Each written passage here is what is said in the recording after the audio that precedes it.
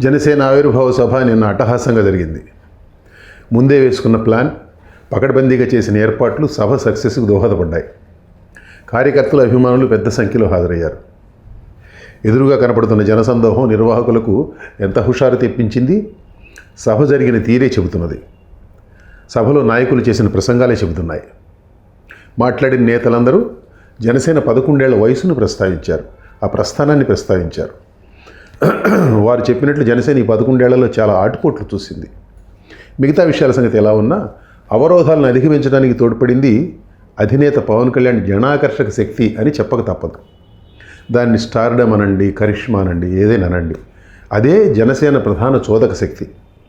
పార్టీలోని ద్వితీయ శ్రేణి నాయకులందరికీ ఈ విషయం స్పష్టంగా తెలుసు. అందుకే ప్రతి ఒక్కరి ప్రసంగంలోనూ ఆ సంగతి ప్రతిఫలించింది. బహిరంగ సభలు నాయకులకు ఊపిరి లాంటివి. పవన్ కళ్యాణ్ లాంటి నాయకుడికి మరీను. ఈ 11 ఏళ్లలో జనసేన చాలా సభలు నిర్వహించింది. నిన్న పిఠాపురం దగ్గర జరిగిన సభ మాత్రం వాటన్నిటికీ భిన్నం. అవన్నీ ప్రతిపక్షంలో ఉండి నిర్వహించుకున్న సభలు, ఇది మాత్రం అధికారంలో ఉండి నిర్వహించుకున్న సభ. ఆ తేడా సభలోనూ, సభికుల ఉత్సాహంలోనూ, నేతల ప్రసంగాల్లోనూ కొట్టొచ్చినట్టు కనపడింది. మిగతా విషయాల జోలికి నేను వెళ్ళను, కానీ పవన్ కళ్యాణ్ ప్రసంగంలోని ఒక్క అంశానికి మాత్రం పరిమితం అవుతాను ఈ వీడియో లాగ్లో. దేశానికి బహుభాషలు కావాలని పవన్ కళ్యాణ్ అన్నారు. తమిళనాడు హిందీ వ్యతిరేకతను ఆయన తెగనాడారు. ఒక మాటలో చెప్పాలంటే జాతీయ విద్యా విధానం పేరుతో మోదీ ప్రభుత్వం అమలు చూస్తున్న త్రిభాషా సూత్రాన్ని ఆయన సమర్థించారు. బాగానే ఉంది. దేశంలోని భాషల్లో ఏదీ తక్కువ కాదు కదా. ఎవరు కూడా మరో భాషను కించపరచాల్సిన అవసరం లేదు, పని లేదు. తమ మాతృభాషను గొప్పగా చెప్పుకుంటారు అందరూ. మరొకరి మాతృభాషను ఎవరైనా కానీ ఎందుకు నిందిస్తారు? స్టాలిన్ హిందీని విమర్శించడం లేదు తమిళనాడు ముఖ్యమంత్రి గారు. హిందీని మాపై రుద్దకండి అంటున్నారు, అంతే. భారతదేశానికి బహుభాషలు మేలు అన్న పవన్ కళ్యాణ్ మాటతో ఎవరు కూడా విభేదించాల్సిన అవసరం లేదు నిజానికి. అయితే ఆ బహుభాషలు, ఎన్ని భాషలు బహుభాషలు నేర్చుకోవడం అనేది ఐచ్ఛికమై ఉండాలి. నాకు ఇష్టమైతే నేను 10 భాషలు నేర్చుకుంటాను, 3 కర్మ, నాకెవరు చెప్పక్కర్లేదు. ఇష్టం కానిది ఒక్క భాష కూడా నేర్చుకోను.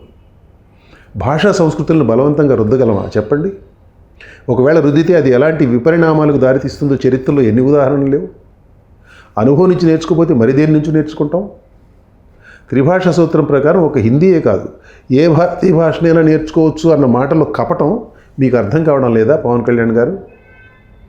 దక్షిణాది రాష్ట్రాల్లో మాతృభాష ఇంగ్లీష్ తర్వాత హిందీ కాకుండా మరో భారతీయ భాషను నేర్చుకోవడానికి కుదురుతుందా? వస్తువులు ఉన్నాయా? ఏ భాష టీచర్లు దొరుకుతారు? ఎన్ని భారతీయ భాషల టీచర్లు ప్రభుత్వ పాఠశాలల్లో కానీ ప్రైవేట్ పాఠశాలల్లో కానీ రెడీగా ఉంచుతారు?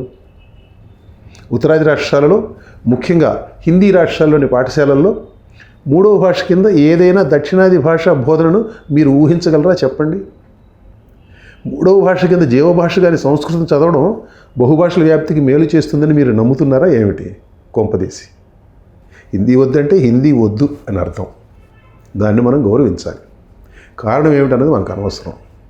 త్రిభాషా సూత్రం అమలు జరగాల్సిందే అని చెబుతున్న వారికి హిందీని దేశమంతటా రుద్దే దురుద్దేశం ఉందని, అదే వారిని ప్రేరేపిస్తుందని చాలామంది అభిప్రాయం.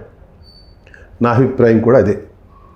దానిని పూర్వపక్షం చేయాలంటే ఒకటే దారి, త్రిభాషా సూత్రంపై పట్టు పట్టకపోవడం. హిందీ వద్దంటే మీ సినిమాలను హిందీలోకి డబ్ చేయకండి అన్న నిన్నటి మీ మాట ఏ మేరకు న్యాయమో మీరు ఒక్కసారి ఆలోచించండి మళ్ళీ.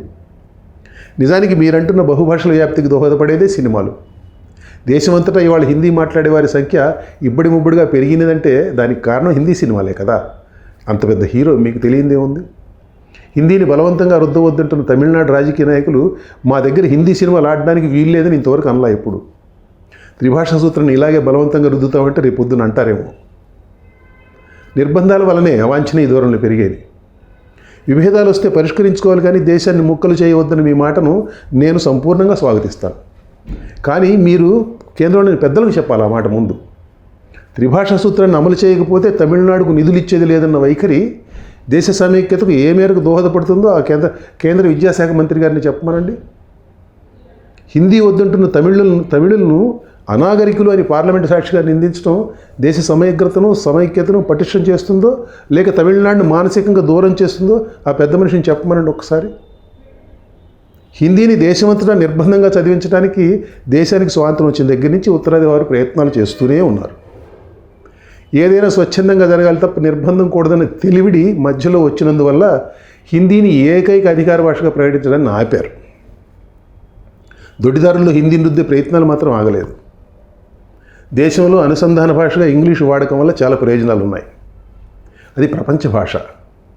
వలస పాలకుల భాష అని దాన్ని మనం ఏసడిస్తే ప్రయోజనం లేదు. ఇవాళ భారతీయులు ప్రపంచమంతటా టెక్నాలజీ ఉద్యోగాల్లో ముందున్నారంటే దానికి కారణం ఇండియాకు ఇంగ్లీషు భాషతో ఉన్న అనుబంధమే.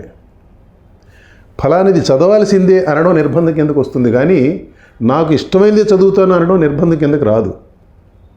మెజారిటీ పేరుతో నిర్బంధాలకు దిగే వారి వల్ల దేశ సమైక్యతకు ముప్పు ఎదురవుతుంది తప్ప ఎవరి మాతృభాష వారికి ఉన్న ప్రేమ వల్ల మాత్రం కాదు.